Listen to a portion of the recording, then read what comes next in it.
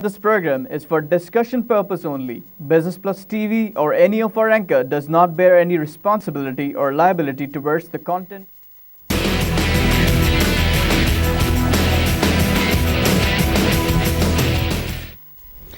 बिस्मिल्लाहिर्रहमानिर्रहीम। अस्सलाम वालेकुम नाज़रीन, कराची मरकज़ से मैं हूं आपका मेज़बान खलील अहमद। आप देख रहे हैं प्रोग्राम आप और कारोबार।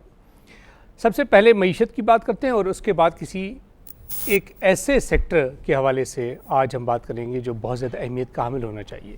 मईशत की अगर मैं समरी आपको बता दूँ, पिछले माली साल में तिजारती खसारा 21 अरब डॉलर का, रेमिटेंसेस जो आए जो बैरून मुल्क मुकीम पाकिस्तानियों ने भेजे 20 अरब डॉलर का, तो किसी हद तक तो थोड़ा बहुत मामला ठीक हो गया। लेकिन ओवरऑल अगर हम देखें तो करंट अकाउंट डेफिसिट कोई 2.4 बिलियन अमेरिकन डॉलर्स का पिछले माली साल में रहा।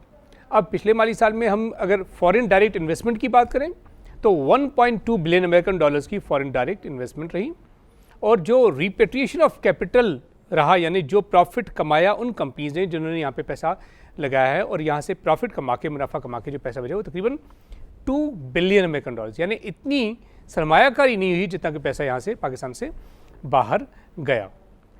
अब इन चीज़ों को देखते हुए और ख़ास तौर पे हमारी बरामदात को देखते हुए कि जी पिछले माली साल में बरामदात 21 अरब डॉलर से ज़्यादा की नहीं रही।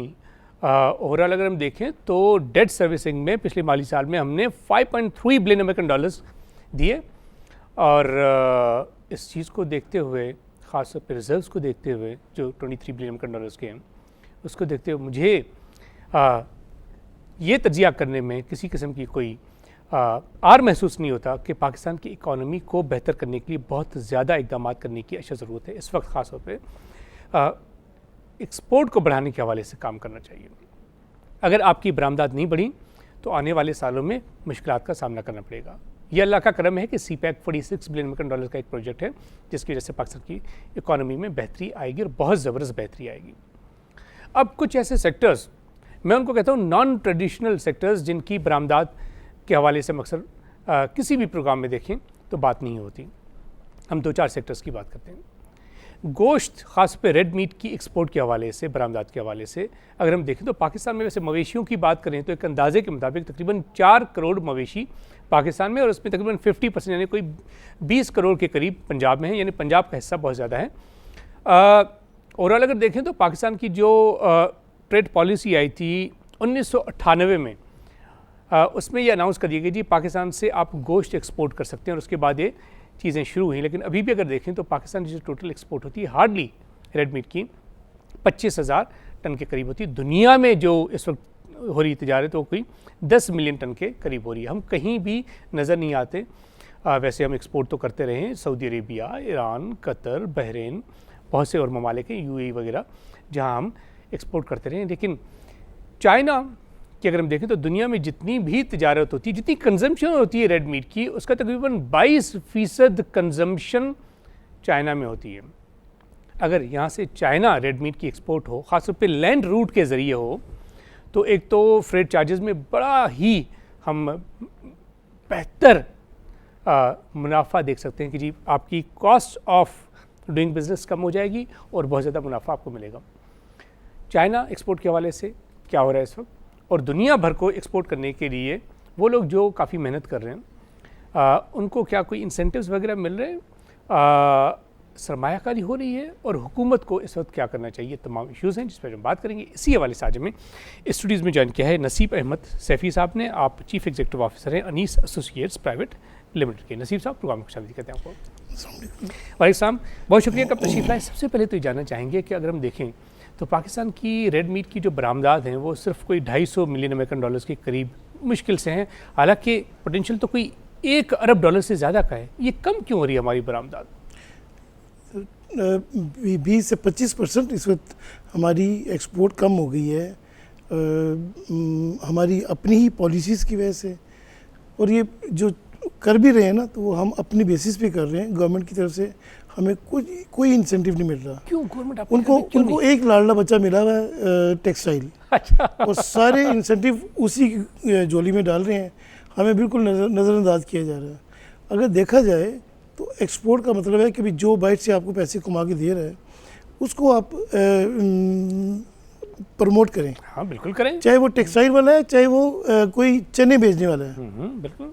हर एक के लिए एक ही चीज़ होनी चाहिए, चाहे वो आप क्या कहते हैं लोड शेडिंग में देते हैं उसको इंसेंटिव, चाहे उसको आप किसी मद में देते हैं, वो सबके लिए बराबर होना चाहिए। हमारे चारों सूबों में काफ़ी ज़्यादा पोटेंशियल है, लेकिन खासतौर पर अगर हम देखें तो पंजाब में तो लाइव स्टॉक की अगर हम बात करें तो तकरीबन 50% पूरे मुल्क की जो भी लाइव स्टॉक है वो तो पंजाब में। अब पंजाब में आप तो चेयरमैन भी है ना स्टैंडिंग कमेटी जो Lahore chamber of commerce and industry की है।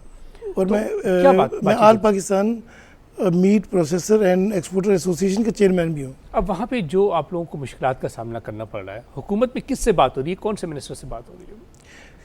सर जिस मिनिस्टर से भी बात होती है ना जब भी, तो वो तो हमें बहुत ही यानी कि पॉजिटिव साइन देते हैं, लेकिन अभी तक करना कराना जो है ना वो कुछ भी नहीं, काम कोई नहीं हुआ। काम कोई वैसे नहीं कहते हैं कि जी इंशाल्लाह कुछ करेंगे, कुछ बेहतरी अब आएगी। सिंपल एक चीज़ है कि हमारी इंडस्ट्री में क्योंकि ये माल सारा चिल होके जाता है, फ्रोज़न होके जाता है, तो हमें लोड शेडिंग से हम बहुत दफ़ा कह चुके हैं कि हमें निजात दिला दें, या हमें सुई गैस दे दें, या हमें गैस दे दें, हम अपनी पावर जनरेशन शुरू कर दें, लेकिन ऐसा होता नहीं है। और 6 से 8 घंटे हमारी लोड शेडिंग है, और उस जगह पे है कि जहाँ पे प्राइम मिनिस्टर की फैक्ट्री के साथ मेरी फैक्ट्री है रायवन में। और हम 6 से 8 घंटे डेली भुगतते हैं, और हमारे जनरेटर चलते हैं, और डीजल बहुत महंगा है, और इंटरनेशनल मार्केट में कंपटीशन बड़ा टफ है। सबसे बड़ा एक्सपोर्टर जो है वो इंडिया है, और इंडिया में लाइफ स्टॉक बेतहाशा है। हमारे पास शॉर्टेज है लाइफ स्टॉक की, इंडिया में बहुत ज़्यादा है। वैसे ये बताएं, ब्राज़ील में बहुत ज़्यादा है। ये बताएं कि वैसे क्या परसेंटेज क्या होनी चाहिए? जैसे पाकिस्तान की आबादी है 200 मिलियन की, 20 करोड़ की, तो आबादी के मुताबिक मवेशियों की तादाद कितनी होनी चाहिए? सर असूल तो ये है कि जितनी आपकी पॉपुलेशन है उससे दुगनी आपकी लाइफ स्टॉक होना चाहिए। यानी पाकिस्तान में अगर पाकिस्तान में पॉपुलेशन 20 करोड़ की है तो एटलीस्ट 40-50 करोड़ यहाँ पे लाइफ स्टॉक होना चाहिए। 40 करोड़ होनी चाहिए, लेकिन होना है तो चाहिए। कोई हार्डली कोई 4 करोड़ के करीब। तो इस हवाले से मुझे याद पड़ता है कोई 2006 में एक हुकूमत ने एक इंसेंटिव भी शुरू किया था कि जी कोई 1.5 अरब रुपए का एक प्रोजेक्ट हम स्टार्ट करेंगे मीट की प्रोडक्शन को बढ़ाने के हवाले से। कोई काम नहीं हुआ सर, पता नहीं वो किधर गया, हमें तो पता नहीं है। बातें होती है बस सिर्फ। हाँ? नहीं, एक मिनिस्टर साहब ने आए थे, उन्होंने सारी हमारी एसोसिएशन की मीटिंग बुलाई, उन्होंने जो हमारी तहफ़्फ़ुज़ात थे उन्होंने कहा लिख के हमें दें, सब कुछ ही उनको दिया। उन्होंने फरमाया कि जी अगर मैं ये चीज़ें ना कर सका तो नेक्स्ट मीटिंग में मैं आऊँगा नहीं। अल्हम्दुलिल्लाह वो दोबारा ना वो फुलफिल हुए उनके वादे, और ना वो आए। तो उन्होंने सही कहा था ना कि मैं मीटिंग में नहीं आऊँगा, दोबारा मैं मीटिंग में नहीं आऊँगा। तो सूरत हाल तो ये है ना कि संजीदगी से इस शोबा को नहीं लिया जा रहा। हालांकि इसमें कोई चीज़ इंपोर्ट नहीं करनी पड़ती, हमारी अपनी सब चीज़ें जो हैं वो हम पैदा करनी है। एग्रो बेस्ड इंडस्ट्री है, और उसको हमने प्रोसेस करना है, उसको हमने वैल्यू एडिशन में फिर जाना है, जैसे यूरोप जा रहा है। अब अमेरिका से जो मीट यहाँ के जो 5 स्टार होटल इंपोर्ट कर रहे हैं वो $80 और $60 पर केजी के हिसाब से कर रहे हैं। बाहर से इंपोर्ट कर रहे हैं। बाहर से बीफ जो इंपोर्ट कर रहे हैं वो लोग, प्रोसेस किया हुआ बीफ। क्या हमारा जानवर इस काबिल नहीं है? हमारा जानवर दुनिया का बेहतरीन, यहाँ का बासमती चावल, यहाँ का आम, यहाँ का किन्नू, यहाँ का गोश्त, उसका कोई तकाबल नहीं पूरी दुनिया में, कोई सानी नहीं है, कोई सानी नहीं है। फिर ये क्यों दरामदाद क्यों हो रही है, इंपोर्ट क्यों हो रही है गोश्त की? वो उनके पास प्रोसेसिंग की फैसिलिटीज़ हैं, उनके पास तरबियत है इस चीज़ की। हमारे यहाँ पे मसला ये है कि हमें तो कोई फीडबैक भी नहीं मिलता ना, हमें तो या तो तरबियत मिल रही हो, हमें कोई हमारे वर्कर्स को ट्रेनिंग दे रहे हों, और हम लेटेस्ट मशीनरी साथ ऐड करके और उसको उसमें चले जाएँ। हम तो सिर्फ मजदूरी कर रहे हैं कि भाई यहाँ से जानवर ज़िबा किया और उसके बाद हमने उसे चिल किया, पैक किया और एक्सपोर्ट कर दिया। वैसे ज़्यादा तो ये तो कोई फ़न नहीं है। मसला तो ये है कि भाई हम उसको वैल्यू एडिशन में जाएं। अभी ज़रूरत इस चीज़ की है, अच्छा वैक्यूम पैकिंग में जाएं हम।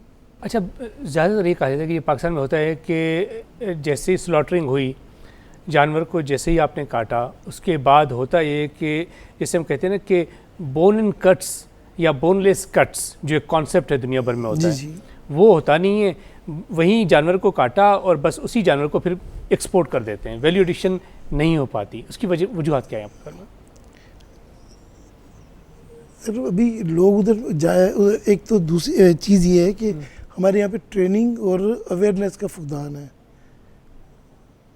हुकूमत को चाहिए हुकूमत अगर कोई ऐसा बंदोबस्त कर दे, कोई ट्रेनिंग इंस्टीट्यूट बना दे कि जो कम से कम कट्स बनाने और उसको वैक्यूम पैक करने की तरबियत दे दे, तो हम लोग तो सब कुछ करने पे तैयार हैं। अभी जो कट्स शुरू किए हैं, मेरे ख्याल में हमारी फैक्ट्री भी उसमें शामिल है। चार पांच फैक्ट्री हैं कि जो कि कट्स बाहर भेज रही हैं। अब अगर कोई वो बोन इन कट्स हैं या नहीं, बोनलेस? बोनलेस कट है। अभी हमारी एक जानवर जब कटता है तो उससे 14 इंडस्ट्री चल रही है मुख्तलिफ किस्म की। एक जानवर से एक जानवर से 14 एलाइड इंडस्ट्रीज हैं। बिल्कुल। तो यार अभी अभी देखिए- एम्प्लॉयमेंट तो बड़ी जनरेट करते होंगे आप लोग। बहुत हो सकता है, बहुत कुछ हो सकता है। अब मसला ये है कि भाई हलाल जेलेटिन का फुकदान है।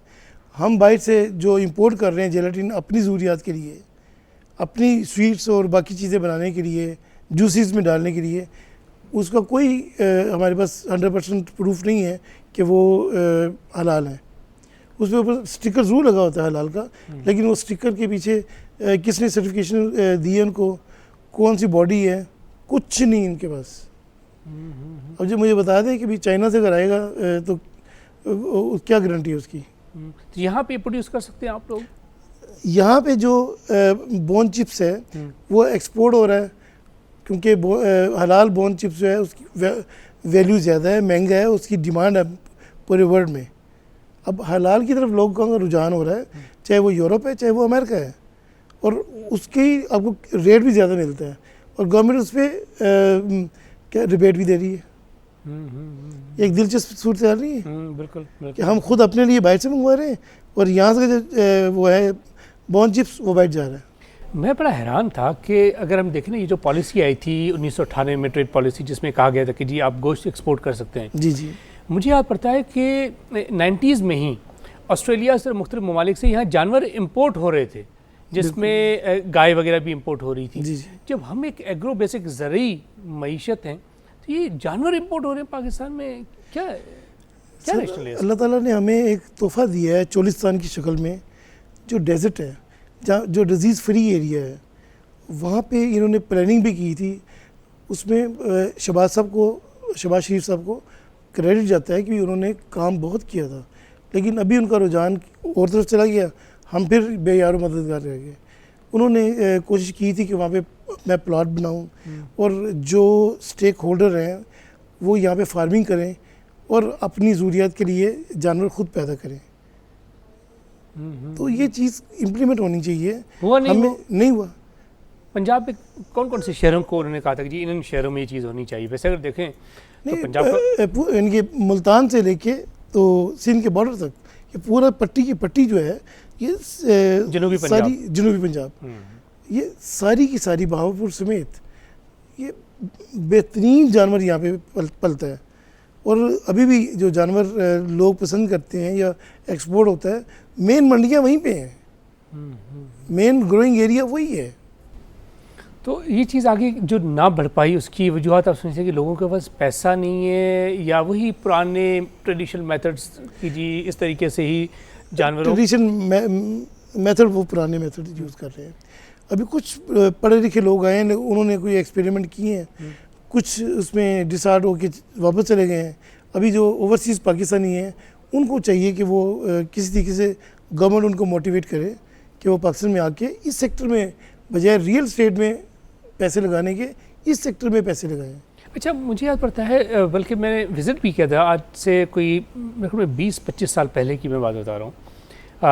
एक दो जगह पे मैंने विज़िट किया, तो वहाँ पे मैंने देखा कि वो नई ब्रीड के लिए उन्होंने जो ना वो डॉक्टर्स आए, उन्होंने कहा कि जी ये गाय है, जब ये हम नई एक ब्रीड करना चाहते हैं जो ऑस्ट्रेलियन काऊ हो सकती है, कर सकती है, तो उसके ज़रिए यही गाय जो पाकिस्तानी गाय है, ये जब कोई बछड़ा देगी तो वो उसका जो ब्रीड होगा बेसिकली वही होगा जो ऑस्ट्रेलियन ब्रीड है। वो कोई चीज़ आगे बढ़ी, मुझे ये क्लियरली कोई 20-25 साल पहले की बात है। वो थोड़ा सा इन्होंने किया था, उसमें क्रॉस ब्रीड में को इतना वो रिजल्ट नहीं आ सके जो कि ये चाहते थे।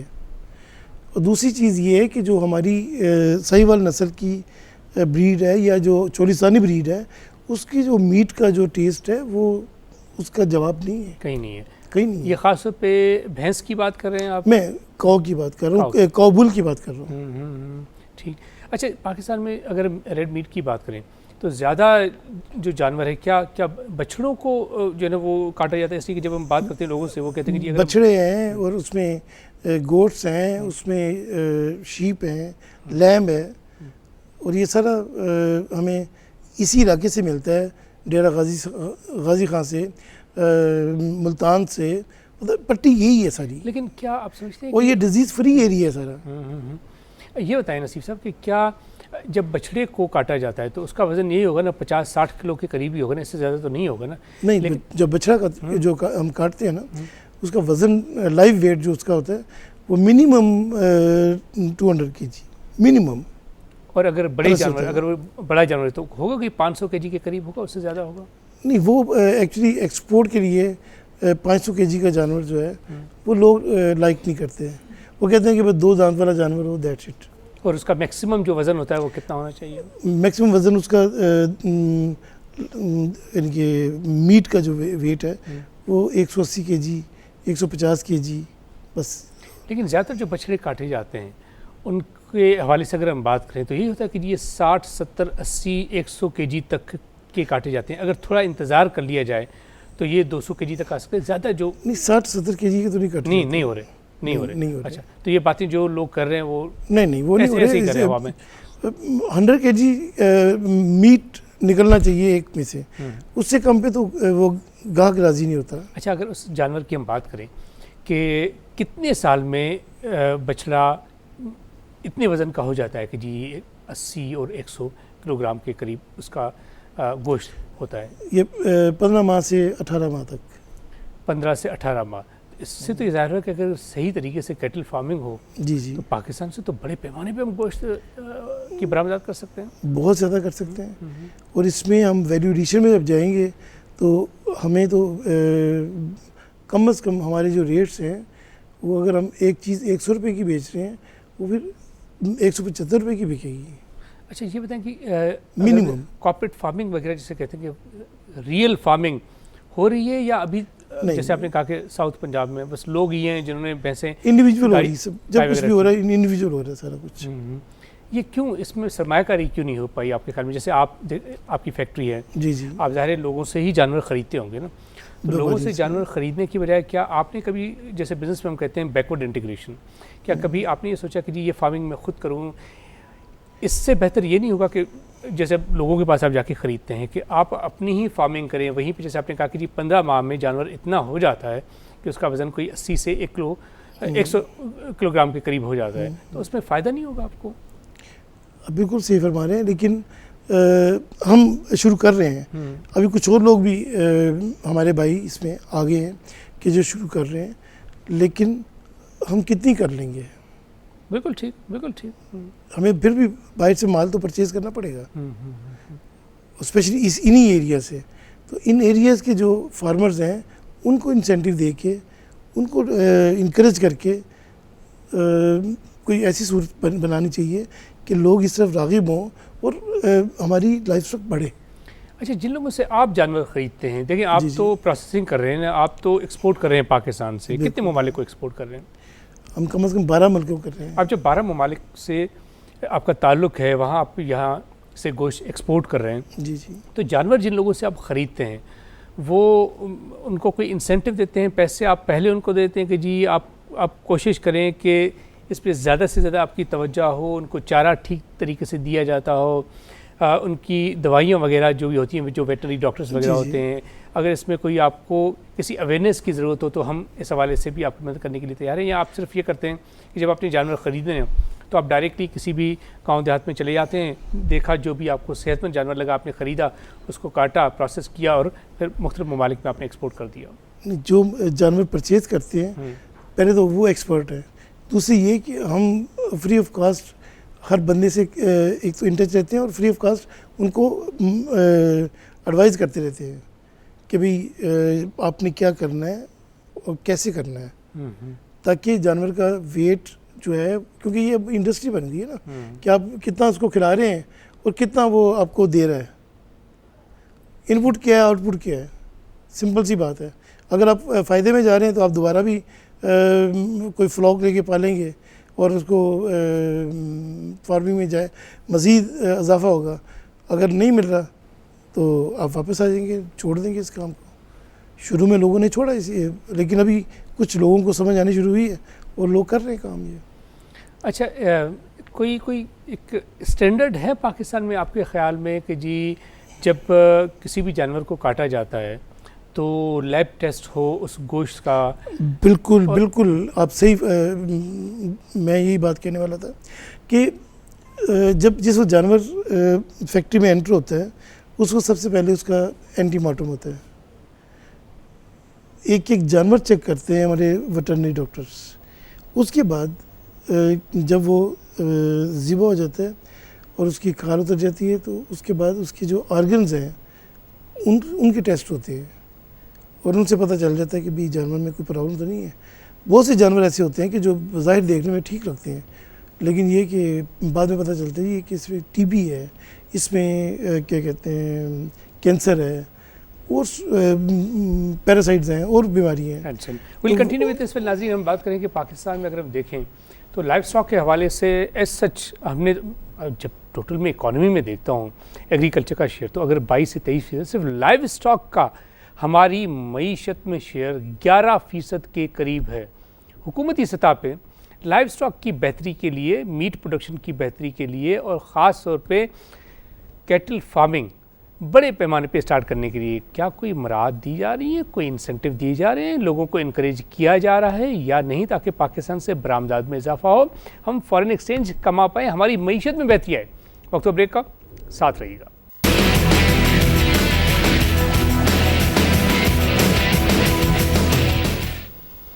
वेलकम बैक नाज़रीन। बात करें कि पाकिस्तान में लाइफ स्टॉक के हवाले से कितना ज़्यादा काम हो रहा है। पाकिस्तान से रेड मीट की एक्सपोर्ट के हवाले से मकसद बातें करते रहते हैं। अब वो लोग जो इस कारोबार से वाबस्ता हैं, जो जानवर जब कटता है उससे लेकर प्रोसेसिंग तक और फिर एक्सपोर्ट तक जिनका काम है, जब उनसे बात करता हूँ तो वो कहते हैं कि हुकूमत से कम हमारी तरफ से 2-4 चीज़ें लाजमी उन तक पहुँचा दें। एक है कि रशिया की मार्केट बहुत बड़ी मार्केट है, पाकिस्तान से गोश्त की एक्सपोर्ट अगर होगी तो पाकिस्तान को बड़ा बेनिफिट मिलेगा। ये क्यों नहीं हो रहा? हमारे वहाँ बैठे हुए जो रेलेवेंट अथॉरिटीज़ हैं, सफ़ीर हैं, कमर्शियल अथॉरिटीज़ हैं, वो कितना काम करें? चाइना हम एक्सपोर्ट नहीं कर पा रहे, ये हुकूमत तक पहुँचा दीजिएगा। और तुर्की भी हम एक्सपोर्ट कर सकते हैं और बहुत पैसा कमा सकते हैं पाकिस्तान के लिए। इन 3 ममालिक के लिए कम से कम हुकूमत को ये इक़दाम करें।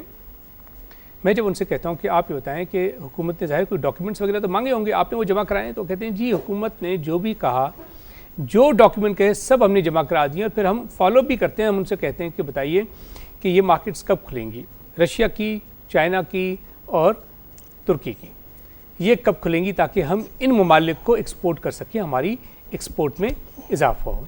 ये बताइए नसीब साहब कि अगर हम रशिया की मार्केट की बात करें, तुर्की की बात करें, चाइना की बात करें, क्या इस वक्त की सूरत हाल क्या है? सर, हमारे जो अथॉरिटीज़ हैं वो भी इस पे वर्किंग कर रही हैं अभी पिछले 2.5-3 साल से। और इंडिया जो है, जो हमारा के मेन कंपटीटर है, उसने ये सब कुछ कर भी दिया। 2.5-3 साल से हुकूमत इस हवाले से काम कर रही है। हमारी हुकूमत 2.5-3 साल से इस प्रोसेस पे काम कर रही है। इंडिया करके बैठ गया। जब इंडिया कर सकता है तो हम क्यों नहीं कर सकते? हम अपनी बात क्यों नहीं मनवा सकते? इंडिया अपनी एक्सपोर्ट को बढ़ा रहा है, पाकिस्तान भी बढ़ा सकता है। अब ये रेलेवेंट अथॉरिटी से गुजारिश, तो सर हम उनसे बहुत सी चीज़ें इंपोर्ट कर रहे हैं। अब चाइना है तो चाइना से तो बेतहाशा हमने इंपोर्ट की है, तो 12 से 15 बिलियन अमेरिकन डॉलर्स की हमारी तिजारत। अभी देखें कि हम क्या ये छोटी छोटी बातें अपनी मनवा नहीं सकते? बिल्कुल सिंपल, अगर हमारे चीफ एग्जीक्यूटिव साहब, मुल्क के चीफ एग्जीक्यूटिव साहब उनसे रिक्वेस्ट करें ना, तो सवाल ही पैदा नहीं होता कि चाइना हमारा मीट ना खोले। हालांकि इतनी बड़ी मार्केट है, दुनिया में जितनी भी कंजम्पशन हो रही है 22% सिर्फ चाइना में हो रही है। चाइना जो है ना, वो अगर खुल जाए ना हम सारे मुल्कों को भूल जाएंगे। इतनी ज़्यादा वहाँ पे पोटेंशियल है। इतना बड़ा देखिए ना उनकी पॉपुलेशन कितनी ज़्यादा है। कीमत अच्छी कहाँ से मिल सकती है? अगर हमारा गोश्त एक्सपोर्ट हो सर तो चाइना से मिल सकती है, रशिया से मिल सकती है और टर्की से मिल सकती है। सर जितने भी ठंडे ममालिक है ना, वहाँ पे तो आपको पता है कि मीट ज़्यादा खाया जाता है और रेट भी बहुत अच्छा मिलेगा। चलिए रेट में डिफरेंस क्या है? हम कितने में एक्सपोर्ट कर रहे हैं, वो कितने में इंपोर्ट कर रहे हैं? तुर्की की एग्जांपल ले लें, चाइना की या रशिया की। सर $7 का फ़र्क है $7 पर केजी। इससे तो जाहिर होता है कि अगर हम भेजेंगे तो वो बड़े I think they will be very happy.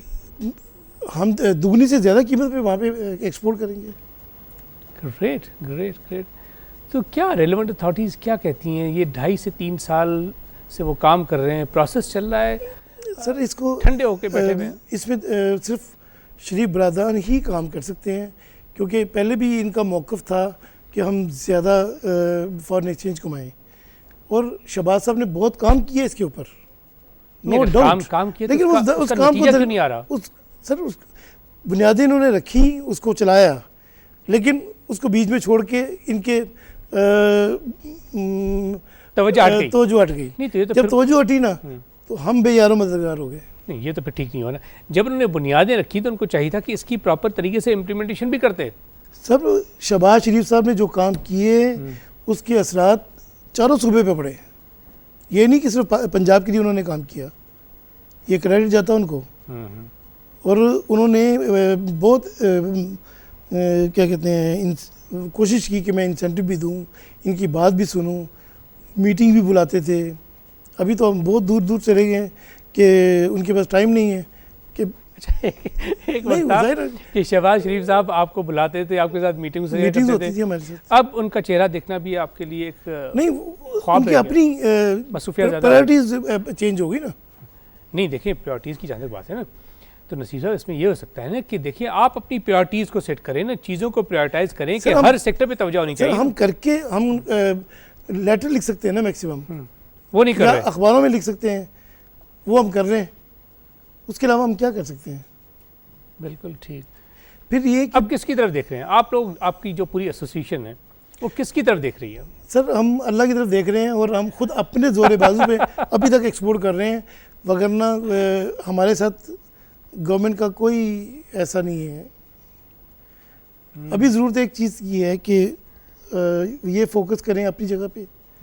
Quarantine department में भी 3-4 लोग ऐसे बैठे हुए हैं एनिमल क्वारंटाइन डिपार्टमेंट में कि जो बड़े सिंसियर हैं और इस काम को बहुत आगे लेके जा सकते हैं। उसमें स्पेशली मैं एक नाम लूँगा, डॉक्टर मकबूल अहमद हैं। उनमें बड़ा एक पोटेंशियल है, उस बंदे के अंदर बड़ी एक चीज़ है कि मैं कुछ करूं इस कौम के लिए। डॉक्टर कुर्बान है, यहाँ पे डायरेक्टर कराची में बैठे हुए डायरेक्टर क्वारंटाइन डिपार्टमेंट। फिर क्या कहते हैं, ऐसे मुनीर साहब बहुत काम कर सकते हैं कि वो, उनको मैंने लास्ट टाइम भी, अभी कुछ दिन पहले मेरी मुलाकात हुई, मैंने उन्हें कहा कि भाई आप बाकी एक्टिविटीज़ छोड़ के अब अपने ऑफिस में टाइम दें तो हमारे मसले हल हो जाते हैं। हमारे कहीं पैसे फंसे हुए हैं, हमारे साथ कोई मसला है, हम उनके पास जाते हैं ना तो वो कहते हैं जी कि आप यहीं पे बैठो, लेटरबाजी में टाइम खर्च होगा। वो वहीं पे फ़ोन मिलाते हैं दूसरे मुल्क की एम्बेसी में, यार मेरी एक्सपोर्ट कम हो रही है, लोग बददिल हो रहे हैं, यार इनके पैसे फंसे हुए, पैसे निकलवा के दो। और होता है काम वाकई में? नहीं, वो काम करने वाले बंदे हैं, लेकिन मसला ये है कि उनके साथ उनकी एक्टिविटीज़ बहुत ज़्यादा है। ये बताएं कि food and agriculture department, food and agriculture organisation जिसे हम कह रहे हैं, FAO, अच्छा काम कर रहे हैं? बस सर वो फाइलें पुटअप करते हैं, लिखते बहुत खूबसूरत हैं। अच्छा, नोटिंग उनकी ज़बरदस्त है, काम कुछ नहीं होता, बस ये कुछ है। और आपसे मुलाकातें वगैरह होती हैं, मीटिंग्स करते हैं? मुलाकातें भी होती हैं, अच्छी मुलाकातें होती हैं। खाना वाना खिलाते हैं आपको? अच्छा खाना खिलाते हैं? वो भी खाना खिलाते हैं, जब हम काफ़िज़ करते हैं हम भी खाना खिलाते हैं। अच्छा लेकिन काम आगे नहीं बढ़ता? नहीं, जिस काम के लिए आप उनको रिक्वेस्ट करते हैं वो नहीं होता? वो नहीं होता। अभी सर लाहौर में लोड शेडिंग जो हो रही है उसने हमें बहुत तंग किया हुआ है। 8 घंटे की लोड शेडिंग, और उसमें जो कैसे जी रहे हैं, कैसे जी रहे हैं मुझे बताएं। सर हमारे चिल्लर उसके बगैर चलते नहीं, हमें 3 जनरेटर रखे हुए हैं। और वो बेताशा वो खाते हैं डीजल, क्योंकि चिलर और जब ब्लास्ट फ्रीज़र चलते हैं तो उस वक्त तो बिजली बहुत ज़्यादा कंज्यूम होती है। तो इसके लिए किसी से गुजारिश की, रिक्वेस्ट की कि खुदारा हम पे रहम कीजिए, चलें एक्सपोर्ट में तो नहीं, कम से कम इनपुट जो हमारा हो रहा है। लेटर दिखाऊंगा कि मैंने किन किन को लेटर, किन किन अथॉरिटीज़ को लेटर नहीं लिखे। वो रद्दी की टोकरी में डाल देते होंगे। I think so. काम नहीं हो रहा। इसी तरह होता है। वरना आज आप तारीफ़ें, जो लोग काम कर रहे हैं उनकी तारीफ़ें आप कर रहे हैं ना, अगर इन्होंने भी, जिन्होंने सर छुट्टी के रोज़ जो बंदा बैठ के क्वारंटाइन सर्टिफिकेट बना रहा हो कि मेरे मुल्क का ये चीज़ बाहर एक्सपोर्ट हो रही है तो इनको दिक्कत ना हो, बहुत उसको अच्छा, बहुत अच्छा। और वो मतलब हाई लेवल का ऑफिसर है और पीएचडी है, नहीं, बहुत अच्छी वो बात है। किसी अच्छी जगह पे भी जा सकते हैं, लेकिन वो लाहौर में बैठ के हमारा काम कर रहा होता है। और आपका नहीं, मुल्क की बेहतरी के लिए काम कर रहा होता है। असल में ये ना कि हम मुल्क की बेहतरी के लिए सब बिल्कुल। काम कर रहे हैं। हम तो चाहते हैं कि भाई जब भारत अपनी तिजारत को बढ़ा रहा है, वो एक्सपोर्ट को बढ़ा रहा है, तो हमारा मुल्क क्यों नहीं बढ़ा सकता। हमारी इकोनॉमी एग्रो बेस इकोनॉमी है, हमारे मुल्क की एक्सपोर्ट बढ़नी चाहिए। जैसे आपने कहा कि जी भारत ने तुर्की से भी, रशिया से भी, चाइना से भी बड़ी अच्छे तरीके से ताल्लुकात बना के अपनी एक्सपोर्ट खुलवा दी। लाइफ स्टॉक की, मीट की हो रही ना एक्सपोर्ट। टर्की में नहीं हो रही, बाकी दोनों जगह पे। हालांकि वो लोग कौ बुल खाना पसंद करते हैं, लेकिन इंडिया जो है वहाँ पे सिर्फ बफलो होती है और वो भैंस का गोश्त खिला रहे हैं उनको। देखिए, हालांकि वो ये खाना नहीं देखिए वो चाहते। कारोबारी लोग हैं, उनको बेचना आता है, उन्होंने जाके वो चीज़ अपनी बेच दी। और कारोबारी हजरात को, और हमारे पास जो चीज़ मौजूद है हम वो नहीं बेच पाते, और उससे अफसोस। बेहतर क्वालिटी का पूरी दुनिया में मीट नहीं है। मैं बार बार कहूँगा कि उससे ज़्यादा टेस्टी, पाकिस्तान से ज़्यादा बेहतर मीट पूरी दुनिया में ये नहीं जो है। गोश्त की अक्सर बात की जाती है, जब एक्सपोर्ट की बात आती है, वो कहते हैं जी इसमें जूसी और थिकनेस की बात है। ये क्या चीज़ है कि गोश्त में जूसी गोश्त हो और थिकनेस हो उसकी? ये क्या जो कट्स वगैरह बनाते हैं उसकी बात और है? कट्स जो होते हैं, मुख्तलिफ कट्स के मुख्तलिफ टेस्ट है ना। तकरीबन कितनी वैराइटीज़ होंगी कट्स की? अगर हम पाकिस्तान में कोई 80 के करीब होंगी, ज़्यादा होंगी? नहीं, 24 कट्स हैं इसके। अच्छा, दुनिया में तो वैराइटी एक ज़्यादा है। बुल के ना 24 कट्स है, और हर कट अलग अलग पैक होता है और वो एक्सपोर्ट हो जाता है। अच्छा, दुनिया में ऐसे ही है हर जगह? हर दुनिया में भी ऐसे है। अच्छा, अब ये इंटरनेशनल स्टैंडर्ड्स हैं सर। कोई 20 के करीब कट्स हैं? 20 से 25 के 25 जी हाँ। करीब होते हैं। अच्छा, ये बताएं कि in the days to come आप क्या समझते हैं कि अगर हम देखें तो पाकिस्तान में जो ग्रोथ है लाइव स्टॉक की, वो तो तकरीबन कोई 3 से 4% के करीब है। इससे तो ये ज़ाहिर हो रहा है कि आने वाले दिनों में शायद हम इंपोर्ट करने पे मजबूर हो जाएंगे, इससे कि आबादी बढ़ रही है ना, और लाइव स्टॉक की ग्रोथ अगर 4% है तो ये बहुत कम है। अभी जो नए यूनिट लग रहे हैं वो इंपोर्ट बेस भी लग रहे हैं। Oh my goodness! अभी देखिए ना, फौजी मीट है तो वो तो इंपोर्ट बेस पे, पाकिस्तान से कहाँ से लेगी वो लाइव स्टॉक? लाइव स्टॉक तो ऑलरेडी हमारा पूरा नहीं हो रहा, क्योंकि हमारी जितनी यूनिट लगे हुए हैं वो फुल कैपेसिटी में नहीं चल रहे हैं। कितने % कैपेसिटी पे चल रहे हैं? कोई होगी 60-70 के करीब? 60-70 के करीब मैक्सिमम जो चल रहे हैं, और बहुत से यूनिट हैं जो बंद पड़े हुए हैं, जो बिक रहे हैं। My अभी मैं कह रहा हूँ कि नए जो यूनिट लगाने के लिए इनको कोई इजाज़त नहीं देनी चाहिए, पहले यूनिट तो पहले चल जाए पूरी तरह, सही बात है, सही बात है। या अपना उनको लाइफ स्टाइल का मामला ठीक कर लें। अब बहुत से मुल्क ऐसे हैं सर कि जो कि साल में 2-3 महीने के लिए अपनी गोट और शीप की एक्सपोर्ट बंद कर देते हैं ताकि उनकी ग्रोथ हो, लेकिन पाकिस्तान में तो अनातूल एक्सपोर्ट हो रही है, कोई रोक टोक नहीं चाहे है। फीमेल हो रही है चाहे मेल हो रही है, नो प्रॉब्लम। तो ये तो बड़ा नुकसानदा होगा इन पंजाब में फीमेल हमने बंद करवाई, वो सारी ड्रेन होके सिंध में आई, और सिंध में धड़ाधड़ वो एक्सपोर्ट हुई। तो ये कोई एक सेंट्रलाइज मैकेनिज्म नहीं है कि इस चीज़ को देखा जाए फेडरल लेवल पे या फिर प्रोविंशियल लेवल पे ही इस चीज़ को देखा जा रहा है? नहीं, एक सूबा अगर एक चीज़ करता है तो दूसरे को भी उसके साथ तावन करना चाहिए। अगर शहबाज साहब ने पंजाब में हमारी रिक्वेस्ट पे ये बंद की थी तो दूसरे सूबों में भी होनी चाहिए। दूसरे सूबे में बंद होनी चाहिए थी। कम से कम 1 साल बंद कर देते, हमारी क्या कहते हैं इसकी पैदावार में इजाफा होता है। पैदावार में इजाफा हो जाता ये है। बताएं कि जो मशीनें इस्तेमाल होती हैं प्रोसेसिंग प्लांट्स में, अब ज़ाहिर है ये जो चिल्ड और फ्रोजन मीट हम एक्सपोर्ट करते हैं, जी जी, इसके लिए बड़ी आला किस्म की, मैं तो अभी देख रहा था बड़ी प्रोग्राम से पहले। सोफिस्टिकेटेड मशीन है। तो ये क्या हम इंपोर्ट करते हैं या पाकिस्तान में ही बन रही हैं? सर ये इंपोर्ट भी हो रही हैं और उसकी कॉपी अब पाकिस्तान में भी हो रही है, और उसकी कॉपी ऐसी ज़बरदस्त हो रही है कि आप पहचान नहीं पाएंगे। अच्छा। यानी कि $1 लाख की एक अगर एक पार्ट आता है ना, किलिंग बॉक्स मिसाल के तौर पे, तो वो यही किलिंग बॉक्स यहाँ पे 25 से 30 लाख पे बना के दे देते हैं पाकिस्तान के बेहतरीन मटेरियल लगा के। और कराची में कोई आपके फर्क बैठे हुए हैं सर, नहीं? ज़बरदस्त किस्म के लोग बैठे हुए हैं, क्वालिटी ज़हीन में- लोग हैं। क्वालिटी में कोई फ़र्क नहीं आपको नजर आप आता? मैं कहता हूँ पहचान नहीं पाएंगे कि ये इंपोर्टेड है या क्या पाकिस्तानी बना हुआ है। और जब प्रोसेसिंग आप शुरू करते हैं तो उसमें भी कोई फ़र्क नहीं आता? नेवर। I understand it. अच्छा, अब जितनी भी मशीन्स इस्तेमाल होती हैं सब की सब पाकिस्तान में बन रही हैं या अभी बाहर से इंपोर्ट हो रही हैं? कटर वगैरह तो बाहर से इंपोर्ट हो रहे हैं ना। कटर तो अभी चाइना भी नहीं बना पा रहा, वो भी अमेरिका से लेता है। पूरी दुनिया अमेरिका से ही लेती है, इसके अलावा भी और ममालिक हैं? और ममालिक भी हैं कि जहाँ पे कटर बनते हैं, लेकिन जो टॉप कटर है ना दुनिया में, वो अमेरिका की हैं। अच्छा, ये बताएं कि ब्राज़ील से हम क्या सीख सकते हैं? कनाडा की बात बताता हूँ कि कनाडा में तो जो चीज़ ऑब्ज़र्व की है मैंने, वो ये कि हुकूमती अरकान, रेलेवेंट मिनिस्ट्रीज़, रेलेवेंट डिपार्टमेंट्स वो करते हैं कि जाके किसानों की ट्रेनिंग करते हैं, उनको अवेयरनेस देते हैं, उनको बताते हैं कि कैसे यील्ड को आप बढ़ाएं, और इससे देखें कि एक इजाफा हो रहा है। ये बताएं कि यहाँ पे इस हवाले से क्या होना चाहिए?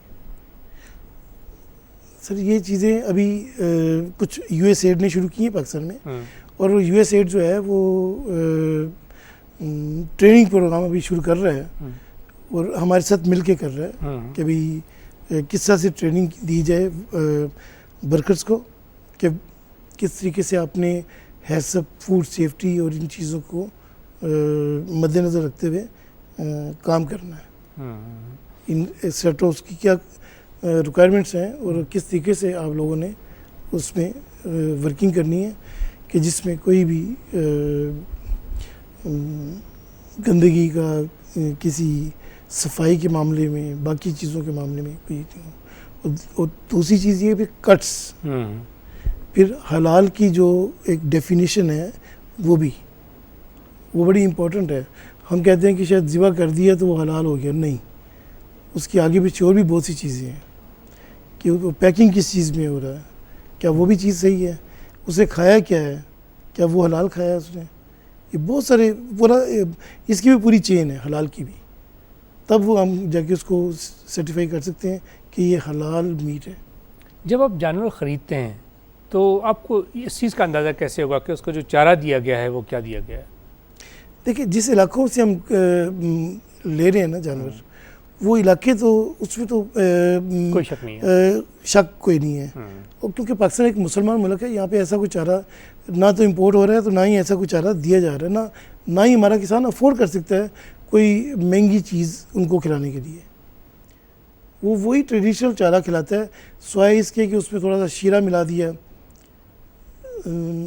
राब मिला दी ना, उससे क्या होता है? उससे ये होता है कि जानवर जल्दी फरवा होता है। कोई नुकसान तो नहीं होते उससे? नहीं, उसके कोई नुकसान नहीं। जानवर तो बड़े शौक से खाता है ना, एक मीठी बेचारा था, मीठा मीठा हो जाता है तो वो बड़े शौक से खाता है, ज़्यादा खाता है। ये जो मक्खन खिलाते हैं जानवरों को, इससे क्या फ़र्क पड़ता है? सर ये तो एक चौंचले हैं। अच्छा। वो कुर्बानी वाले, ये कुर्बानी के जानवर के लिए, उसका कोई फ़ायदा नहीं है। कोई फ़ायदा नहीं होता? कोई फ़ायदा नहीं सर उसका। I understand.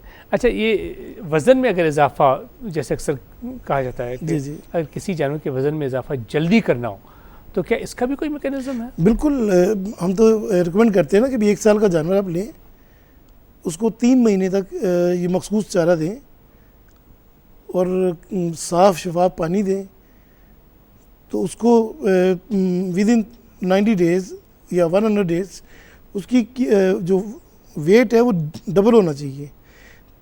वेट उसका डबल होता है तो आप प्रॉफिट में चले गए। बिल्कुल। ये बताएं कि जैसे हम अभी एक्सपोर्ट की बात कर रहे थे, बीच में ये बातें सामने आई कि जी अगर हम लैंड रूट के ज़रिए चाइना चीज़ें भेजें तो हमारे जो फ्रेट चार्जेस हैं, अगर 1 किलो के हिसाब से बात करें तो वो 80 रुपये फ़ी किलो से कम हो गए, शायद कोई 15 रुपये फ़ी किलो, इस तरह की कोई बात हुई थी। लैंड रूट से बहुत ज़्यादा में बेनिफिट होगा? सर बाई सी जब भेजते हैं ना तो ऑलमोस्ट लाहौर से हमें ₹15 किलो पड़ता है इसके ऊपर खर्चा। कौन से ममालिक? ये हांगकांग या वियतनाम। ठीक है। ठीक है सर। तो उसमें अगर ये चाइना खुल जाता है और हम यहाँ से चाइना भेजते हैं तो मेरा ख्याल है कि ये मैक्सिमम ₹8 किलो, इससे ज़्यादा नहीं पड़ेगा। तकरीबन 50% रिडक्शन हो जाएगी। 50% रिडक्शन। और ये जो बेनिफिट होगा ये किसको, क्या कंज्यूमर को पास ऑन होगा या आप समझते हैं? नहीं, हमें होगा सर। वो तो कंज्यूमर को तो फिर हम सस्ता देंगे माल। I understand. यानी कि जो जिस रेट पे वो ले रहा है उससे सस्ता देंगे। उसकी वजह ये है कि वो उसको तो बहुत महंगा मिल रहा है। कितनी उम्मीद है आपको चाइना खास तौर में पे मीट- रशिया और चाइना के हवाले से कि हमारी एक्सपोर्ट खुल जाएगी गोश्त की? सर अभी तो दरमियान में ऐसे लटका हुआ मामला, कुछ नज़र नहीं आ रहा। किसी से कोई उम्मीद नहीं है आपको? रेलेवेंट अथॉरिटीज़ किसी सर से इसमें नहीं एक बंदा इन्वॉल्व हो जाए ना, है? उसका नाम शहबाज शरीफ है, तो ये तीनों मसले हल हो सकते हैं, रशिया, चाइना, टर्की। और आप समझते जाएगा हैं ये। कि शहबाज शरीफ साहब इस पे दिलचस्पी लेंगे? बिल्कुल, आई होप। I understand. नसीब अहमद सैफी साहब, it was wonderful having on the show. Thank you so much for your time. Thank you so much. You most welcome. Well नाज़रीन, उम्मीद है आपको मेरा आज का प्रोग्राम पसंद आया होगा। आप अगर फीडबैक देना चाहते हैं तो फेसबुक और ट्विटर के जरिए फीडबैक दे सकते हैं। अब तक के लिए इतना ही। अपने मेज़बान खलील अहमद और हमारी पूरी प्रोडक्शन टीम को इजाज़त दीजिए। अल्लाह हाफ़िज़।